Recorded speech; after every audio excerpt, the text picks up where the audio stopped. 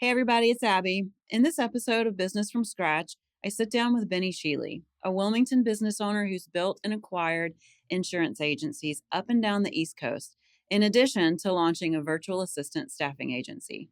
Bennie opens up about leaving corporate life, taking big risks, and the lessons he's learned scaling through mergers and acquisitions. Together, we unpack what it really takes to build culture across multiple teams, lead with transparency, and turn challenges into growth. This one's all about connection, leadership, and building something that lasts. Welcome, Benny. Welcome to the Business from Scratch podcast. I appreciate you coming on. I love it. It's something new. Yeah, It's my first podcast, so amazing. I'm definitely feeling the nerves, but it's gonna be good. I was on a podcast about a year ago. I had never been a guest on a podcast, and I was so nervous, but it was so fun. So just relax. It's gonna be fine. We're I gonna have a love good it. time. I love it. Why don't we start with you just giving us a little bit of backstory about who you are and what your businesses are and what you do? Moved here in 2006. I was on the corporate side with Nationwide Securities Mm-hmm. and did that and loved it. But started to realize that most of the people above me were on the road 5 nights a week, Mm-hmm. running all over the country. Mm-hmm. And I was the external wholesaler, and I was working with nationwide insurance agencies, doing the financial planning, hiring, Mm-hmm. and recruiting financial planners to sort of sit in strategic locations to service these agencies. Mm-hmm. But I got to really know some great people in the insurance space. Mm-hmm. And I started to look at it. I was like, man, this is just amazing. Like these people, our financial industry had really changed. It was very transaction based, Mm-hmm. upfront commissions, move on to the next person. Didn't really behoove you to hang with your clients. Mm-hmm. And what I saw in the insurance space was everybody needs it, and you can buy insurance from anybody on any corner.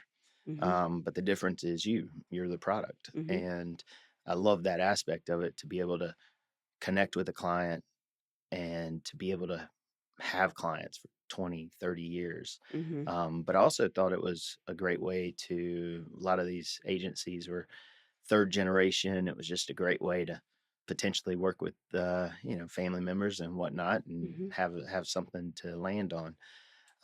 But most of them, what I felt, were really talented salespeople. Just really hadn't been trained to run a business and scale a business. Mm-hmm. So my territory was North Carolina, and just people were moving in by droves, and a lot of their agencies were growing sort organically, but unintentional. They weren't really doing anything to do it. It Mm-hmm. just people were coming in, Mm-hmm. and so I looked at it from the outside in, and I was just like, wow, I don't know anything about insurance, but I know I've got attraction power. I can hire and build a team, Mm-hmm. get people excited about things. Mm-hmm. And we came in and we bought an agency. So we went from big corporate scene, a lot of bureaucracy. And Mm-hmm. my first agency, it was 3 people. Okay. I was one of the 3. Uh-huh. And so we ended up making the move and doing that, and sort of Is that what brought you to Wilmington, is buying this agency? correct. Okay. So the insurance agency, and still was pretty driven on trying to grow it and do some things. As I always say, I should have dreamed bigger.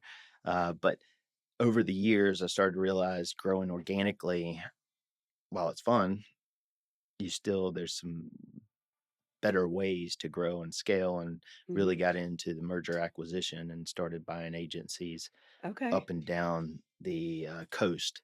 And I always was like, it's hard. No one really likes the wind and hail aspect of it. Mm-hmm. And there's really no competition for those that are willing to do the work. Mm-hmm. And that's what it is. It's hard work. It's not Yeah. like sitting interior in the state where everything's really vanilla. Mm-hmm. Um, and so that's what we focused on. And how do we arbitrage, bring it together, build a united team that culture just drives it. There were so many agencies I'd go in, and because it was third generation or whatnot, Mm-hmm.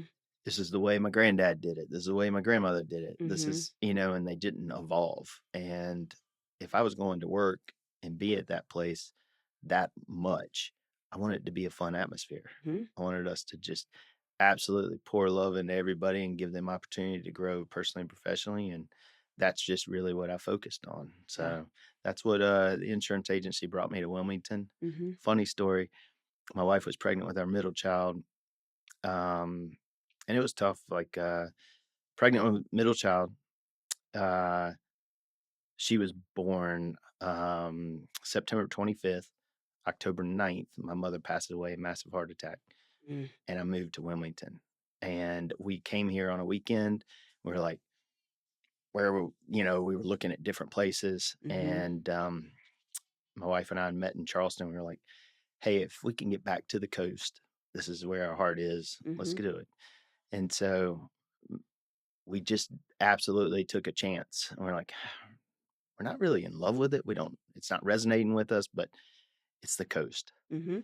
And then all of a sudden it was just, I felt like at that time I was in Charlotte, and then moving here, I was like, man, for 8 years we've been networking and building family friendships, work relationships. Mhm. And I felt like in the first year I was just as connected and just as many Yeah. friends. And, we travel quite a bit. And then every time we come back into Wilmington, we just pinch ourselves and we're like, Mhm. damn, we really live here. Wilmington And is yeah, it will quickly worm its way into your heart. It is such a cool city to live and to work in. yeah, And I know I found as a business owner here that there's so much support for business owners here and such a great like interconnected community of business owners and running a business and building a business is so hard. But if you're in a city that has support systems and yeah, welcomes small business, which I feel like it does, it just makes all the difference in the world. So I'm absolutely. glad you came to Wilmington. Yeah, me too. Me too. I absolutely love it and Yeah. would never want to leave. And I Mhm. think that was the thing that really pushed me to own something here or Mhm. to own my own business was I didn't want to be at the mercy of the company going, "Oh, we need you to move to St. Louis or out to Mhm. California or to Texas." Mhm. I love North Carolina. Mhm. It's where my family is, and we'll have an amazing home base. So if the kids ever come back, they can come back and play and have a great time, Yeah. or they can come back and get involved in stuff. Mhm. That's amazing. Well, as somebody who I'm a client of yours, all three of Mm, my businesses use your services, yeah. and I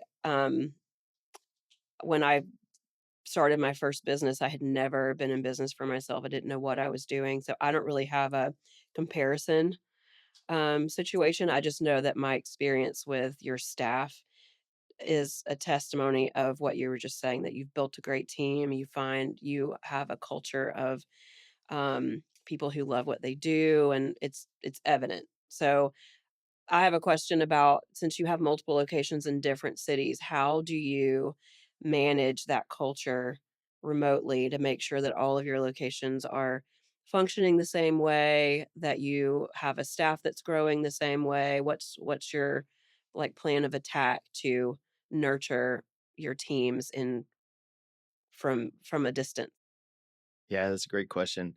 I think that's what a lot of people struggle with when they think about scaling because they're Mhm. like, "Oh my god, it's not down the street. It's not Mhm. something where I can just, you know, put my hands on it Mhm. and connect."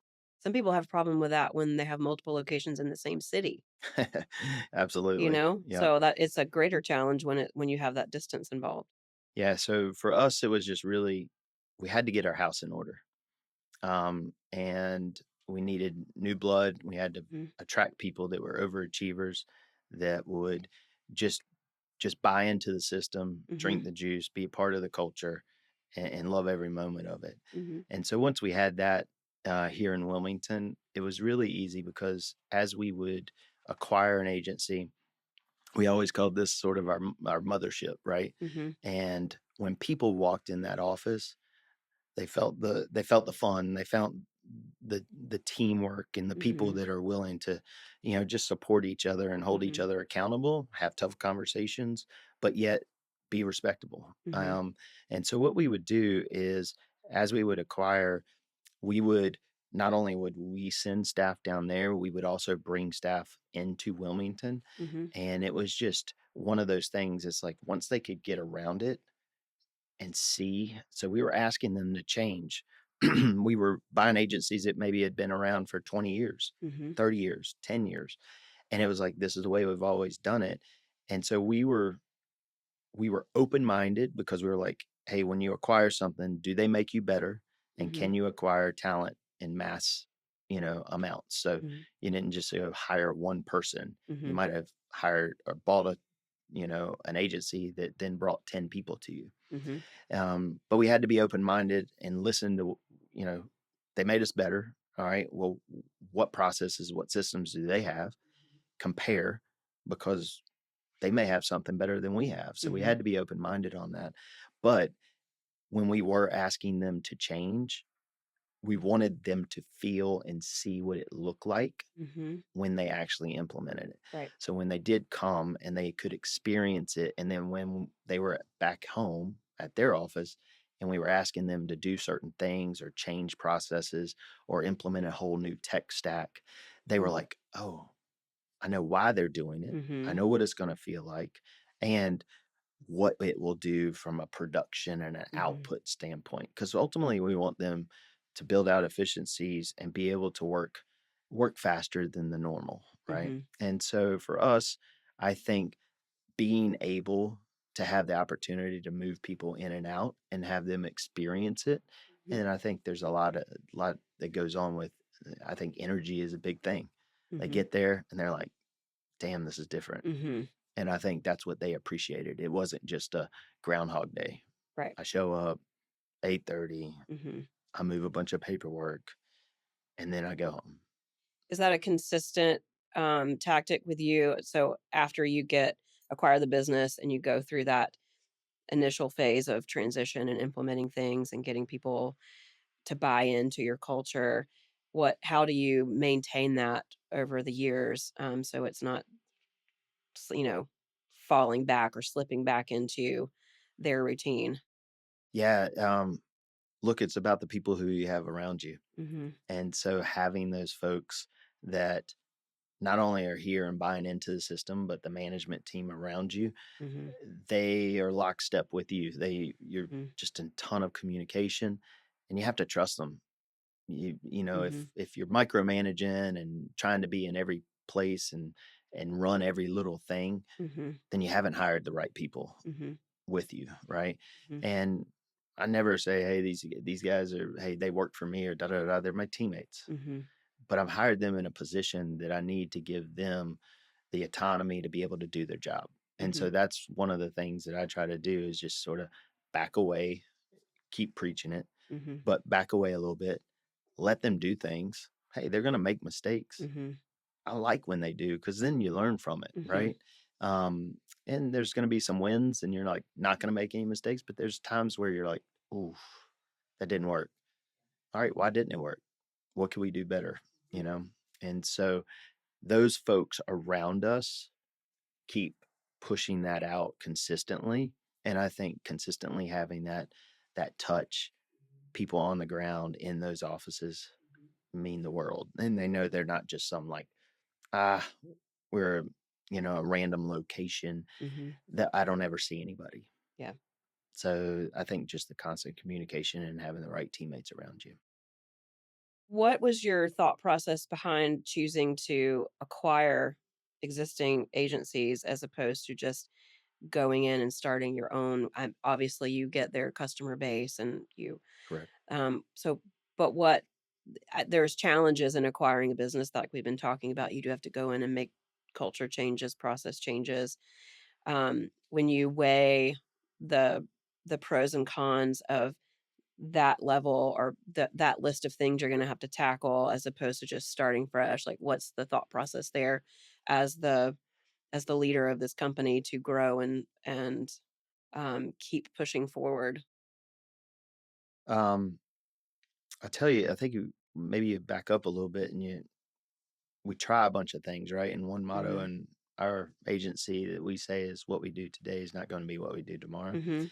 So we started out and I got uber lucky with the first couple of hires were just Mhm. amazing, freaking Mhm. rock stars, just overachievers, just got after it, rolled their sleeves up, and they were amazing. But even though their character and everything with that, insurance is tough. I mean, I would Mhm. say the first 6 months, it's like learning a new language. You're like, I don't Mhm. know anything. I don't even know what I'm hearing. Mhm. It's just a ton of training. Mhm. So it's a solid 2 years to train someone. Okay. And what I started to look at was, all right, well, what happens if they move? What happens if their spouse or someone gets moved with a job? And I was like, man, you could put a lot of time and energy into someone and just not, it's just an external factor. You can't control Mhm. it.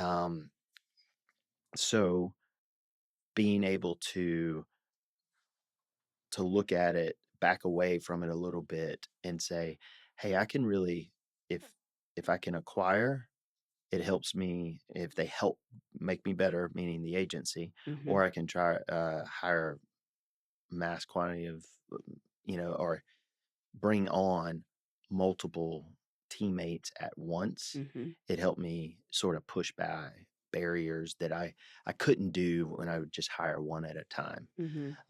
And for us, the reason why you would buy an agency is, in the insurance side, is you're buying a revenue stream. Right.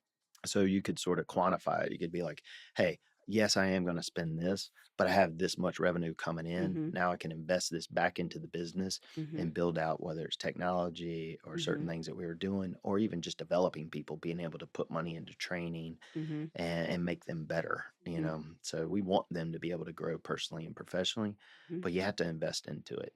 And Yeah. it's really tough if the agency is small. So getting to a certain size where we could actually start to invest in it Mhm. was important to us. So it allowed us, instead of just growing at 7 or 13% a year, we were growing at almost 20% a month as we were going through this. Mhm. So that was my mindset, is it would allow me to bust through some pain points Mhm. that I would have had to endure for years, as opposed to acquiring and being able to run through. So I'm so interested in this acquisition um, category. I've been listening to a lot of podcasts, reading a lot about it. Just kind of gets my entrepreneurial like wheels turning. I love it. Um, when you knew you wanted to go start opening up new locations, were you looking for, just out of my curiosity, were you looking for agencies that were for sale, or did you look for agencies that were not for sale that you knew you wanted and you went after them? Not went after them sounds so aggressive, but approach them to see if they would like to sell. Yeah. You're in sales, you gotta ask, right? Mhm. They're not gonna take you out back and shoot you. They'll just say no. But yeah, I always say we kissed a lot of frogs, Mhm. so over the years we did 14 acquisitions. Um, I think we probably had 100 candidates to that. So it's just consistently Mhm. developing relationships. One aspect of it is like, is this an area I would like to visit? Is this an area Mhm. I want to be in? Yep. And selfishly, that's where I sort of followed the path. I was like, hey, Mhm. do I want to be, you know, Moorhead, New Bern, Outer Banks, down to Mhm. Charleston, down into Florida? Like, those are areas I love Mhm. to visit. Yeah. I could see myself being there. I enjoy the people there. And that's sort of what I followed. So for me was, I knew people, you could hear through the grapevine that so and so is stressed. They're reaching a certain plateau and Mhm. they're like, I'm just now making money. I don't want to go through another heartburn of busting through the next barrier and scaling Mhm. again, because Mhm. it's like anything else. You have to take 2 or 3 steps back to be able to take 7 steps Mhm. forward. And I think sometimes the burn gets a little much for people. Mhm. And I think timing is everything. Mhm. And so whether you've created a relationship that, hey, whether it happens now or 5 years from now, Mhm. I want you to know there's a perpetuation model. And you got some people that ultimately become an owner that don't really like it. I've Mhm. had so many people that are like, oh my God, I want to be you the next day. But it's like, They don't know they what that don't means. know. I mean, I remember sitting in the bed going, "Oh my God, how am I gonna make payroll?" I mean, it was the classic, Oh, hey, you yeah. got to go all in. I quit my corporate job, went there, just lived off of savings. Mhm. Oh, and then I burned through my 401k. Mhm. Oh, damn, I didn't have enough money. Mhm. I got a home equity line, burned through Gosh. that. Then I talked to my wife and I was like, I need to touch your money too. And she's like, Oh, what? As you man. said, this was going to be good. So, Mhm. I mean, those are tough moments, Yeah. but you just buy into it. Gosh, I think so many you're right, people from the outside, they see the glamorous, you're a business owner, look at Yeah. all the accolades and the awards and the all of your locations, you must be rolling in the money, and they just have no idea. And sometimes I'm more honest with my team than I probably should be, Yeah. especially on, in stressful financial periods. And I communicate that with my team because I feel like it helps them to have a clear understanding of the business and why we need to do the things we do and where we're trying to get to. And they're always looking at me like, are you serious? Like, I Yeah. thought, people just have no concept. Um, I own two bars that are pretty popular, and they're like glamorous spots or whatever. And people see that and they're like, oh, you're the rich bar. And I'm like, let me tell you about all the, yeah, you're right. All the nights that I'm like, I don't know how to make payroll today. I don't know how to pay this vendor. And Yeah. you just hold on for dear life. And it's And I, such a risk, such a source of stress in our lives, and we must just have it out for ourselves, man, to keep doing this because it is tough. yeah. No, I sort of, two thoughts I have when you just shared that is, I do think there's a lot of people that are like, oh my God, I got to sort of be, this stoic person in the Mhm. background and be the backbone of everything. And I can't really divulge too much because I don't want it to appear that, hey, it's tough. Um, I think your employees and your teammates love that transparency, because they feel a part of it. And I think it's like, you know, when they can somehow see your vision and your Mhm. pain and your things in a tactful way, then you're in the boat rowing the same direction, Mhm. you know? Well, I think both of us have had key staff members who have gone on to start their own thing, run Yeah. their own business, and that is so rewarding for me. And I they are I could tell the people that have left me to go start their own businesses, I knew from the beginning that they they had that in them, Yep. and to see them and whatever part, them being a part of my team and seeing how things run and being able to ask questions without fear of me gatekeeping information, because I would be nervous that they would leave me. I'm like, what?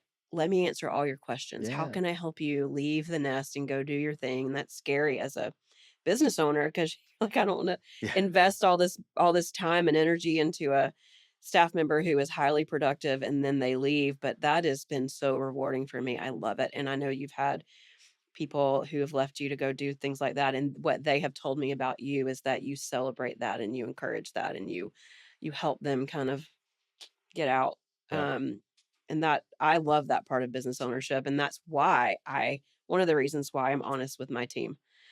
If you have questions about how we run things, ask me. You want to know how much this costs? Ask me. I'll tell you. And Love it. everybody just gets bug-eyed like, "Oh my god, Well, I had no idea."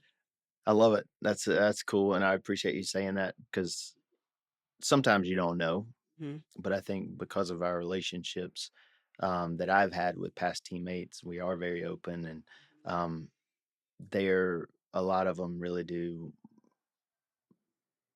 think slash appreciate what they went through with us, but then they appreciate the friendship and the mentorship Mhm. afterwards.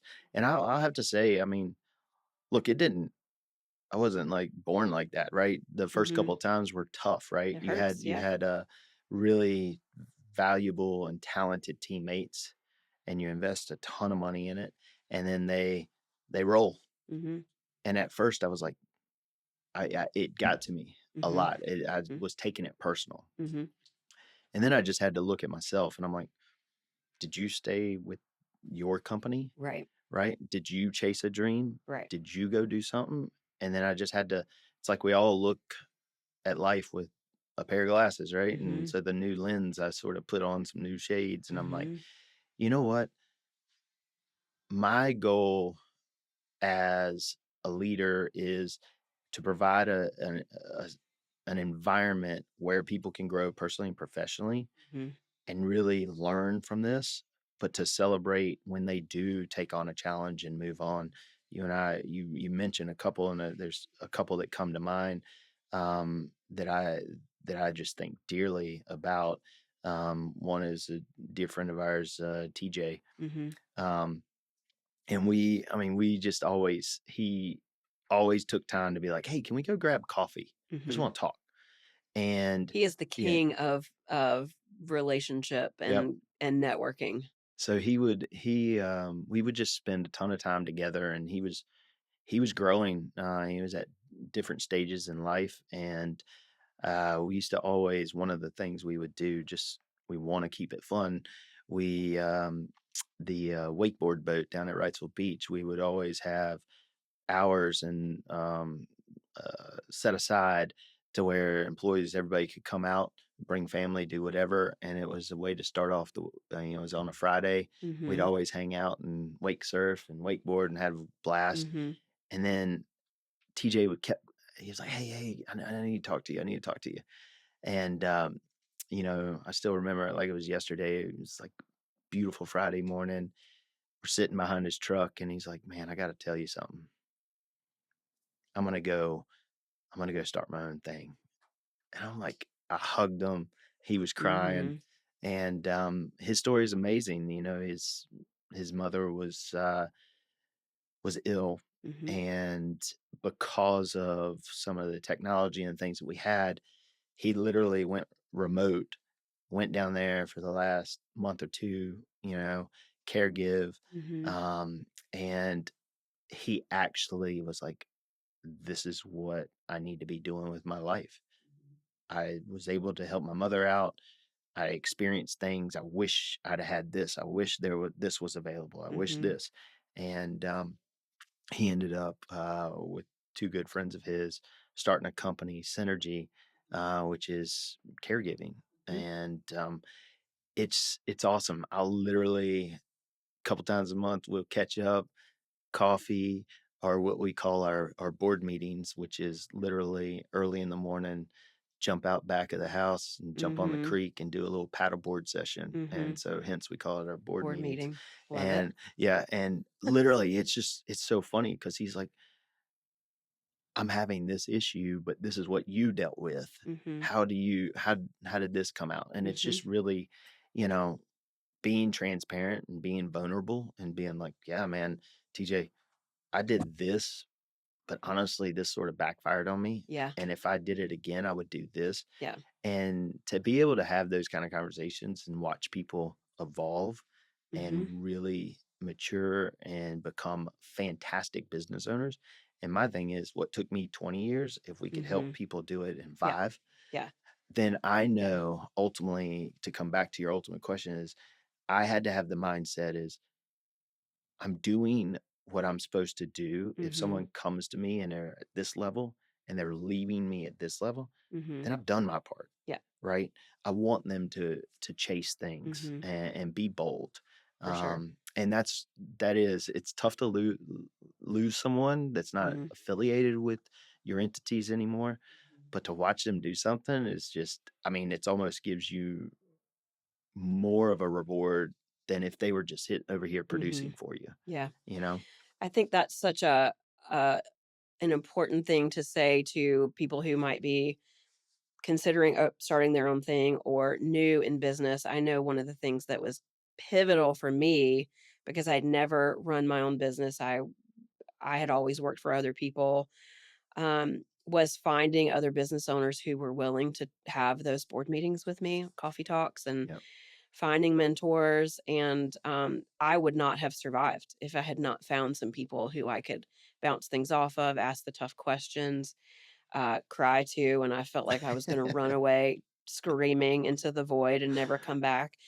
And I think sometimes people are hesitant to reach out and ask for help because they think they're a bother or they think people have too much on their plate already and how could they have time for me? But I just I always encourage people, and that's part of the reason why I started this podcast, is to, first of all, answer some of these questions for people, but also be an encourager to go out and find a mentor, or to business owners who have been in it for a while, be a mentor.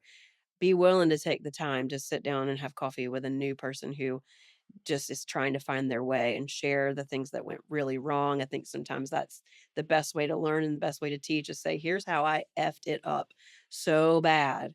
You don't have to do that.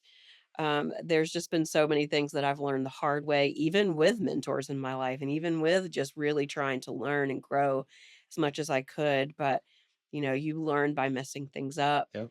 But I think it's so special that you have found a way to open yourself up to be an encourager and be someone who kicks people out of the nest when they're ready. Yeah, it's funny the way you said it is really is well said. Um, I think I struggled with that, and I think anybody is like, "Oh my god, I don't want to take up anybody's time or this, that, and the other." Mhm. We all love to have those relationships and to talk about it. And at Mhm. first, I was like, "Oh my god, this is going to be academic," Mhm. uh, the book says you should Mhm. do this, this, and this, and hey, Mhm. here's how you run the P&L, and this is what you should. The conversations aren't that; they're Mhm. just genuine, and you Mhm. don't realize it could be just how you handle a family situation. It could be how Mhm. you handle certain things. Mhm. They pull little nuggets Mhm. that they need in that particular time. Mhm. And I think that's where I started to become way more comfortable doing it because I was like, man, I don't know that I can regurgitate this, and this, and this. Yeah. But what I can do is be authentic and say, Mhm. like you said, man, I screwed this up. Yeah. And it was painful. Yeah. I wouldn't do that again, right? The thing is, you just don't sit in the corner and suck your thumb, right? You just Yeah. keep putting one foot in front of the other. Yeah. And that's what we do is continually micro adjust, and you're just sitting there, making adjustments Mhm. along the way, Mhm. and don't get frustrated about, some roadblocks. But I Yeah. think the mentor thing, um, the people listening on this, and as you start to build this out, is truly, man, think about someone that you're just like that you're impressed with, or that you just definitely would love to have conversation with. If you approach it from that way, if you ask for help, people are willing to help. They are. I have never been turned away when I ask for help. People, for Never. the most part, people are genuine, and they want to see you succeed. And, there's so many ways that you can find out the technical information that you need. That's not, to me, that's not what mentorship is. Because if I have a question about how to read a P&L, I can ask Chat GPT, or I can ask it to interpret this Yeah. for me. What I need is somebody to like pick me up when I'm about to fall in a hole and say, "No, you're not going to fall in the hole. We're going to keep going." And that human part of entrepreneurship, that human part of finding the guts to keep going, the fortitude to keep going when it sucks. Yeah. Even like what you said about how you choose your locations by how you want to live your life. What do you want your life to look like? Yep. That's such a huge part of growing a business, is really, what do you want your life to look like? And then let's back up Yep. and create that life by the decisions we make with our business, so you don't find yourself in the drudgery of business. That to me is the biggest part of mentorship, is helping somebody like frame their life, Yep. right? Frame their life, and then let their business support that life. And how am I going to help you make it through not knowing how you're going to make payroll? I can't make your payroll for you, Right. right? I can't put money in your bank account, but I can help you find the strength to keep going. And that's a gift. Yep. That's a gift that we can give the people around us. That is one of the most rewarding parts for me of running a business. It's the That's best. awesome. That's It good to feels hear. so good. It feels so good. And to know that there's other business owners who feel the same, like there's just such a good community here. Yep. So if you are struggling, ask for help, Yeah. right? That's a good takeaway. And I've done it over and over, and I still do it. Yep. No, I think it's the classic pay it forward, right? Hmm. I know when I was back in the day underwriting deals and trying to figure out what I was going to do before I bought Hmm. the agency, had a lot of great relationships with agency owners across Mm, the state. And look, it just starts with that classic question, right? mhm, All right, if you were going to do it again, what mhm, would you do different? Right. And that's it, man. And mhm, believe me, the very few people are like, oh, I've got the roadmap for you. Just mhm, follow what I did. mhm, You're golden. It's a lot, man. I did this, but I would have done now knowing what I know, mhm, I would go this direction. mhm, And for me, I think the mentors are classic when they help you. Um, they watch your blind spots mhm, because you get so fixated on this is where I'm going, this is where I'm going. But mhm, then they're like, have you thought about this? mhm, Have you thought about that? mhm. And it just sort of gets you to where Yeah. you're not so tunnel vision. Before we jump back in, if you've been listening and you're curious about who helps make all this happen, go follow Podcast Rich on Instagram. You'll see exactly how all these episodes come together, plus tons of behind the scenes tips on content, podcasting, and storytelling. They're veteran owned, work with some massive creators, and genuinely care about helping people build something real. So I had all of these questions that were a lot of like logistical questions about business ownership, but I much prefer the direction of our conversation for sure because I think it's so important. Um, but I did want to ask, uh, one thing that you just said, like what would you do differently? But I wanted to kind of get around to you also own another business that we haven't even talked about that I'm super interested in. It's a virtual assistant business, right? And I'm interested in that because as a business owner who runs multiple businesses and as you grow, you just get more and more things piled on your plate and your brain gets cluttered and your life gets cluttered and you make it to the end of the week and you're like, did I even get anything done really? And did I see my kids and did I pet my dog and like, all of these things. So, and I have never used a VA. Mhm. I've thought about it a lot, but I do think about when I'm adding people to my team, like actual people who are in front of me on my team. um, I've kind of figured out when is the right time to add to my team. What do I need to take off my plate? But talk to me a little bit about VAs and your physical team. What have you done personally as a business owner who runs multiple businesses to take what do you think is important to take off your plate at what time? And how do you decide when it's the right time to add somebody to your team, whether it's a VA or Right. human in front of you? I think I have always been in such a growth mode. Um, I try to hire in advance. I would always be like, all right, don't really need another sales, you know, Mhm. associate. Is now the time to hire a chief marketing officer? Is now the time to get a financial controller? Is now, and for me, I just was never scared to hire in advance and be instead of getting to that point and then now having to take a step back. It's almost like I'm um, setting up the foundation to be able to. All right, it's a little bit of a pain point. We had to take a step back because of Mhm. maybe financial commitments or Mhm. whatnot. But it was just I knew our North Star was to go here. Mhm. So hiring in advance was really important for me. But to come back to the VA question, I think a lot of it is just to maybe understand why it even was created. Mhm. So um, we used virtual assistants way back in the day, and think about when you ask that question is like the classic in our industry. You have people that have licenses and that can really perform technical stuff. Mhm.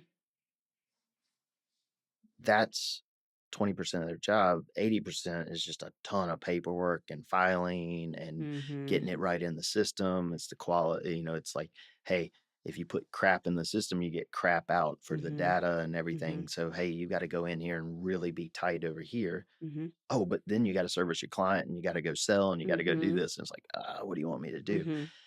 And so for us, we had used them and I was at a point where we had aligned with private equity, and we were going through a massive growth phase. Mhm. And I just was doing it internally. And I was like, man, I really think this is really cool. You could find people, and maybe I pause for a second. Mhm. Hold on. I left out a moment or what I was gonna say, but Mhm. I don't even know if you can come back and pull in this. All right, it's on one thing though. But what I was gonna say when you were like, how do you justify this? Like the Mhm. classic, if it's $5 an hour work, Yeah.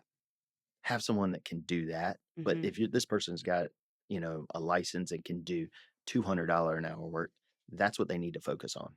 Right. That pushes the revenue. Somebody told me one time that if you're doing tasks that are below your pay grade, it's time to outsource it. Yep, very true. So coming back full circle, why did I do it? I was sitting there and we needed to bust through some barriers, Mhm. and we just ran in stealth mode. Mhm. We were very intentional on our processes.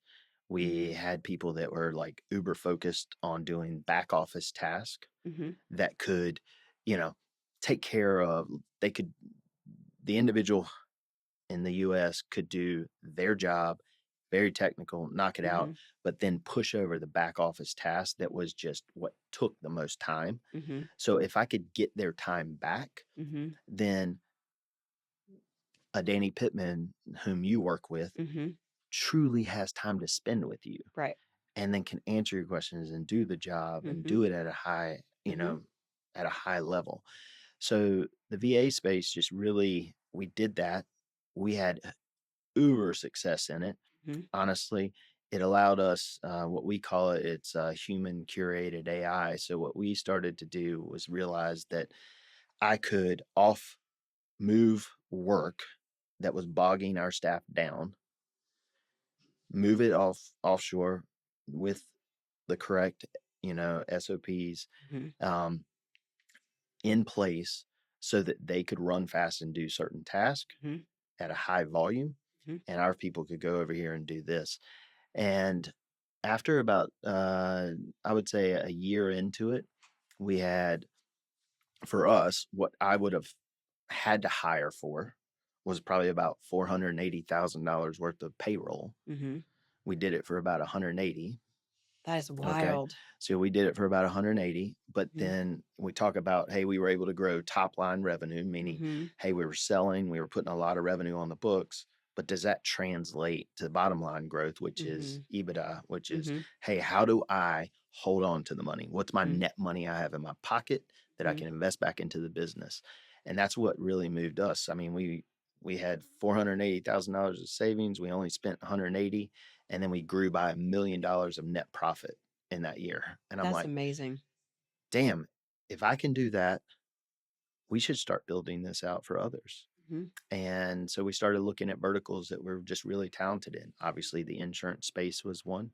Mhm. The trades, which is thinking about HVAC, plumbing, Mhm. electrical, roofing, and they're doing ordering, they're doing back office tasks, they're doing requests for proposals. And the issue is what most business owners do, they do the hard part. They interview, they bring the talent on, Mhm. they hire them, and they put them in office. Mhm. They don't train them. They don't do anything, Mhm. right? And they're like, "Well, why aren't they doing this?" Uh-huh. Because you haven't invested in them to say, "Hey, this is my expectation. We're Mhm. going to hold you accountable. Mhm. Your level of work needs to be here." And I think that's what people struggle with. What we do is we say, "Hey, we're going to sit there with you. We're going to understand your processes. We're going to make recommendations, Mhm. or we're going to work within the system you have. We help find the candidate. Do you just need someone behind the green curtain that's going to just bang Mhm. out work? Do you Mhm. need someone that's going to be forward facing and you're like, hey, I want to make sure that they have accent neutral and they can Mhm. communicate and they have this?" And and then that's what we sort of train off of that. So instead of you hiring someone and then you basically don't get a lot of help or output from them for 90 Mhm. days to 6 months, Mhm. they're up and running in They're two ready to go. weeks. They're up and running in 2 weeks. And that's what's just been amazing about the VA space for us is we can see direct impact on that. So our main verticals that we're that we focus on are insurance, trades, property management, and tax and legal. Mhm. And those are the areas that we just really try to outsource talent and bring the right people on for their back office so that we can help move them to that next category. That's great. So you mentioned that you make suggestions. I know that when I've considered possibly bringing on the VA, I always get stuck with what would I use them for? Yeah. What can I use them for, and how would I do that? And it becomes a roadblock for me mentally to know in my particular businesses what would make sense. What could they actually do for me? So I think that's awesome, and I think the people that I know that have used them have said the same thing, that it affects their productivity. It affects the bottom line so much. Hmm. Well, think about it. You can go buy a Peloton tread, right? Mhm. It's badass. But if you don't know how to use it and you don't use it, Mhm. it's just a great coat hanger, Right. right? So that to me is the same aspect. Mhm. If you can train them and do the right thing. But the other thing is like what we were talking about earlier is like what you had already said. You're very transparent. Mhm. Hey, it is what it is. Let me just show you what I Mhm. do. I think that's our differentiator. We actually sit there and listen and Mhm. really have a connection with the owner of like, all right, what is it that you're looking for? Mhm. We help build out like, hey, these are the top 10 things people use them for. Mhm. And then it's like anything else. You start using them and you're like, damn, they're competent. They're college educated. They Mhm. speak 2 or 3 different languages. Mhm. They're humble. They're hungry. They just really want to work. Mhm. And you're like, well, I wonder if Alice or Fred can do this task and do this task. And it's like any other employee. You start realizing they have bandwidth. Mhm. They're talented. Mhm. You give them more. And so they may start off doing 3 things for you. Over the course of the year, they've migrated, and now they're doing 7, 10 things. Do you use a VA personally for like life business? What tasks do you take off of your plate as a business owner with a VA? So from the VA standpoint, on our side in the insurance space, Mhm. there's so many back office tasks from performing quotes. We have Mhm. 50,000 policies in our agency. And as you know, living on the coast, Mhm. insurance premiums are painful. Uh-huh. All you want to know is that, all right, am I being treated fairly? Am I Mhm. in the right spot? Mhm. Maybe a carrier is taking rate increase. Maybe they're, pulling out of the market and you got to go somewhere else. They're in the back quoting out manually, doing all of our stuff for us so that then your agent can now come to you with options. Mhm. Or it may just be like, hey, we went out to 10 different companies. Here are the rates. Here's what you're currently paying. Mhm.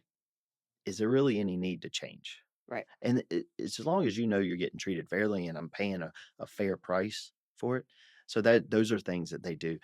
For us, they're updating systems, they're checking Mhm. financial, like they're doing commission statements, following premiums, just really, really just they have the time to dig in.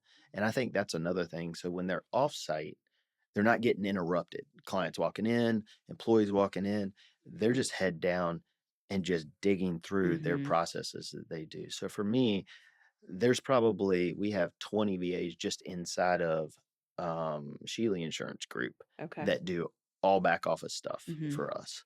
Right. Um, so it really depends on what it is. So my mind's going to we're in the trades in the HVAC space. And this is a classic example. Like someone came on, they were doing logistics. So think about they have vans and everything all over the Mhm. place. They get a phone call. So they're dispatch. They get a phone call. And it's like, oh my God, dead of summer, have no AC, Mhm. please get over here. Plus, I've Mhm. got my in-laws in, Mhm. I've got to Help. have this. Help Mhm. me. So they're on there figuring out logistics and oh, there's a van that's 2 miles down the road. They're finishing up a job. We'll send them right over. Mhm. Right. And what's so cool about it is like anything else, they start to evolve in this particular space with and a dear friend of mine, Chris Jones with Green Dot HVAC. He's actually taken that VA to where she now manages their whole dispatch unit. So she's managing from El Salvador all the US based employees here that are in the call center Mm-hmm. because they're talented. Right. So it's just really just finding like what we do right now, recruit off of energy and attitude, Mm-hmm. and are they willing to do the work and train them? And it's just, let's be honest, so we outsource through El Salvador. Mm-hmm. And the reason we do so, it's on our time zone, so it's in Central Time.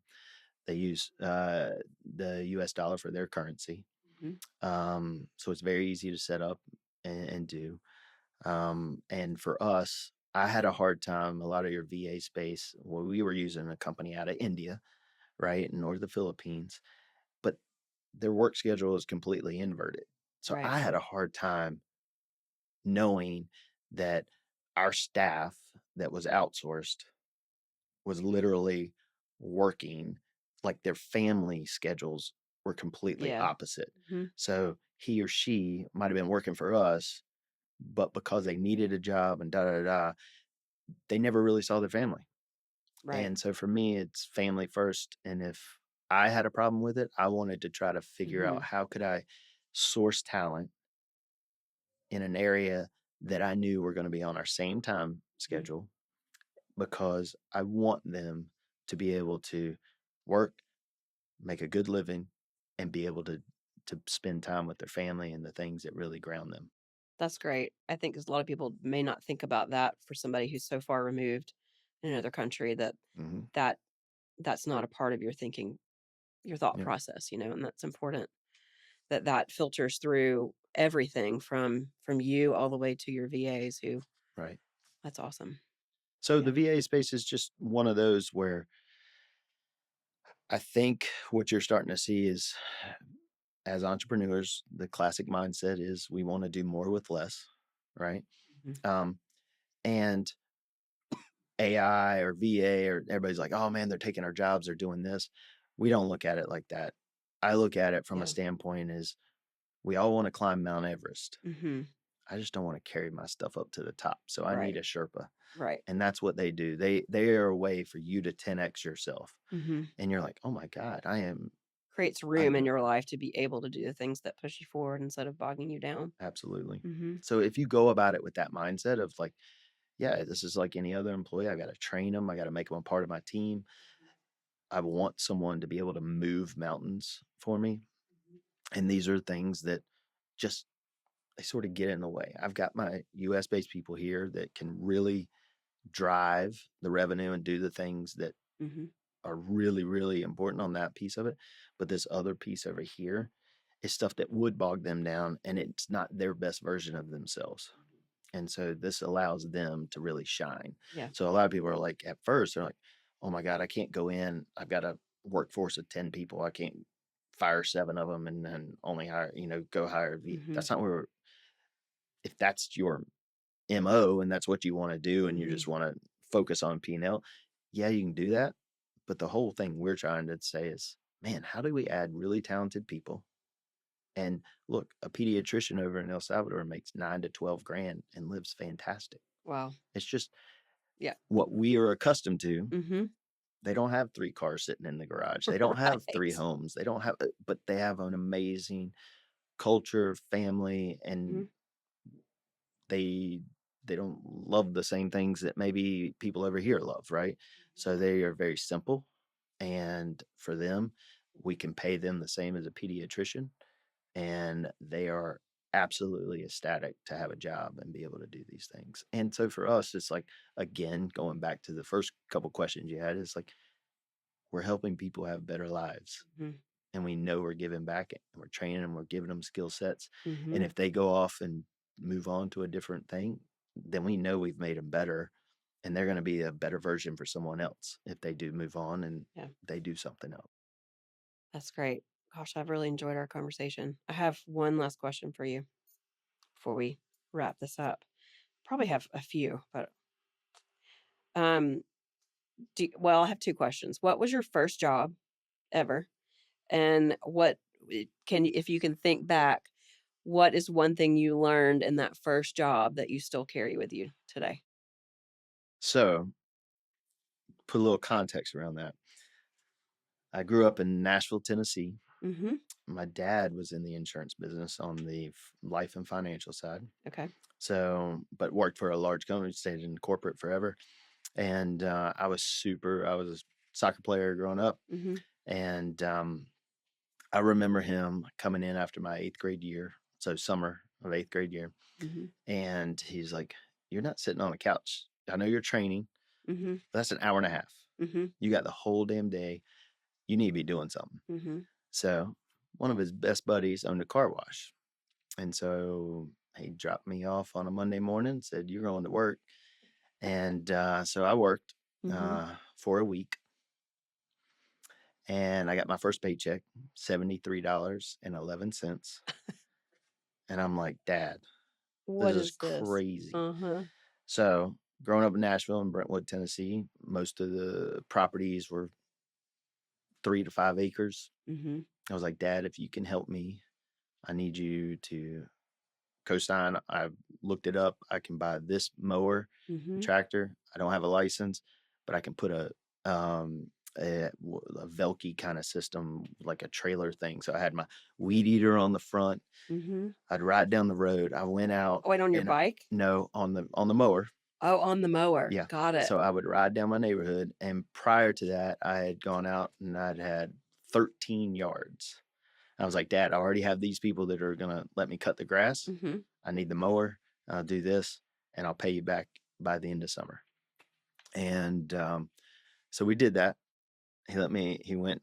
We did the whole thing, man. We went into Mhm. the bank, co-signed on it, took my first loan out, bought my first mower. Mhm. Fast forward. This is the stuff I would say that's pretty funny. Is like as a kid, 15 years old, you're sitting there. I went from 13 yards to 20 to 30. And then I was like, Okay. "Well, damn, now I need my license so I can get out and go Uh-huh. do more of these things." So we had 2 full-time crews, probably making How old were you? $2,000. So 15, 16, making $2,000 a week, Gracious. not paying taxes. This is the stuff I would tell people they probably need to understand. But I got to work with some of my best friends. Mhm. So classic. We we have a mutual friend, Allison System, helped create our core Mhm. values at Sheely Insurance Group. Mhm. But a common core value that I've always had is work hard, play hard. She says I Mhm. can't really say that. I have to say balance. Um, so, um, so the work hard, play hard. We would Uh-huh. meet up at the gas station, 7 in the morning. We get our sausage biscuit and sun drop, and then we'd go crush and cut yards all day. I had a ski boat, and then all the guys on the team we'd all meet up at the lake and go ski till sunset, wake up and do it again. And so that was my first job, and it took me all through high school, and just had a great time doing it. Taught me how to Mhm. deal with bad situations, the classic stuff where you had two crews come back and weed eaters missing, or they Mhm. mess up a mower. And you're like, "Oh my God, now we got to fix this. How do we do this? How all right, we got yards to do. We don't have a mower. Now we have to." It just taught me how to deal with Mhm. what I thought were tough times then. They're not really that tough then. They were tough Yeah. then in Yeah. context of Yeah. your 15-year-old self. Yeah. I mean, so that entrepreneurial spirit was like Yeah. present from a very young age. Absolutely. That's So to amazing. me, it was just like I told my dad, I was like, "Man, if I'm gonna work this damn hard, I'm gonna do it for myself." Right. Well, And that's why I started my business because I got so tired of somebody else telling me how much money I can make. yeah. And that was my ceiling. And I was like, F this, man. I can't. No, let I me go love it. do what I I want to love it. do so I have control over that. I think Yep. that's amazing. Last question. One book or podcast that you think people should be listening to, right? Or listening to or reading right now, I love it. business oriented. So two books I think are just killer, or one I just is an easy, quick read was Mel Robbins' "Let Them." Mm-hmm.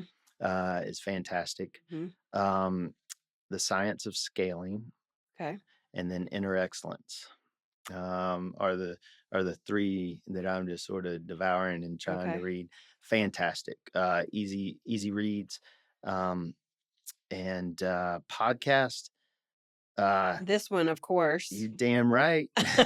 um, Podcast that I absolutely just love and can't get enough of. I love Ed Milet. Yeah, he's great. He's fantastic. And then I absolutely love the All In podcast. Mhm. And it's just one of those that I just look forward to each week, just to get a Mhm. couple little nuggets from. Mhm. Those are great. How about yourself? What do you?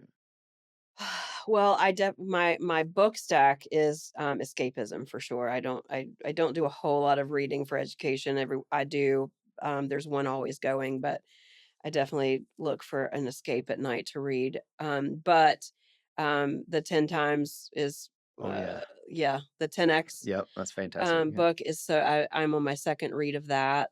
Podcast. I really love the Cody Sanchez podcast right now. If you I don't know no, if you've no, no. listened to her. She's Okay, great. Um, she's regular rotation. And I listen to podcasts in the car. That's where I yep. just kind of shut out the world and try to learn something. Cody Sanchez, and then I love the Lights On with Carl and Laura Lentz. I don't know if you listen to that one, but that's like a life podcast. It's not so much business, although everything in life is repeatable in business, right? It's concepts that Absolutely. to get your life in order is the same to get your business in order. So those are the two that I'm loving right now. But Ed Milet, of course, Yeah. he's every week.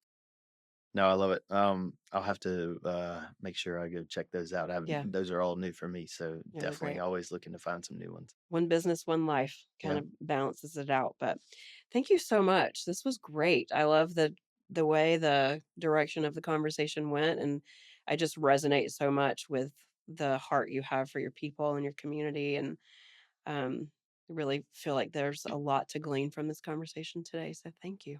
Well, I'm leaving inspired for sure. uh, um, I guess I would leave is just thank you for having confidence in us and our teammates of handling what's most important to you. Hmm. Um, that's that means the world to me. Is like I know this is your ventures, your companies are uber important not only for you, but you have a lot of teammates around you that you help and help support and Yeah. give opportunity to. And for us, we want to make sure that while you can focus on that, Hmm. we sort of have your back over here. Yeah. And so for you to sort of allow us to help you means the world to us. And so thank you for that. And Yeah. hopefully, Well, insurance is not the sexiest part of business ownership. So, but it's such a necessary one. And I think a lot of times business owners just kind of like forget about it and have something there, but don't really think a lot about it. And one thing I love about your business and your team and Danny specifically is that uh, she has. I know y'all have my back. I know that she's making sure I'm taken care of and everything is thought through and covered. And I've really appreciated that because I don't want to think about insurance. all right. So one So. question for you: Mhm. where's this podcast going? Like, Um, what is gonna happen? we're gonna What are you find hoping? out, but no, I started it because I was so many people were asking me questions, so many young business owners, people who are just getting started, and who ask me questions all the time, and it's the same questions that I had Yep. when I was starting out, and I really wanted a place to kind of explore those concepts and the practical things that people don't know how to handle. And like I said earlier in this conversation, that there's lots of places you can go to get information, the Right. details. But I want to give people those details, but also give them the courage and the oomph to keep going and to say yes. The initial yes is the hardest. Yep. You have to just get started. And it's so scary and so many unknowns. And so I want to make the unknowns a little less scary. So I want to have people on that are really good at what they do Yep. and who have practical knowledge, but also the fortitude, and they've kept going through the really hard moments. Yeah. So that's what I want is a balance of information and encouragement That's for amazing. people to keep going. Just got to keep going. You got to do the next right thing. No, that's awesome. Hmm. Well, I can't wait to follow the success of it, Well, and thank you. whatever I can do to be a part of it, and definitely appreciate it, and Appreciate it. it's going to be fun watching the success. Yeah. Thanks for coming on. Absolutely. Great to see you. Where are the oh, there, that's that. Yeah. Oh, I'm the one that's nervous. no, gonna be fine. I have a feeling that after I've done 10 or 12 of these, I'll stop overthinking them, but I do the same thing. My brain is not going to work right now. Now I can take a breath. I'm not as nervous. Yeah.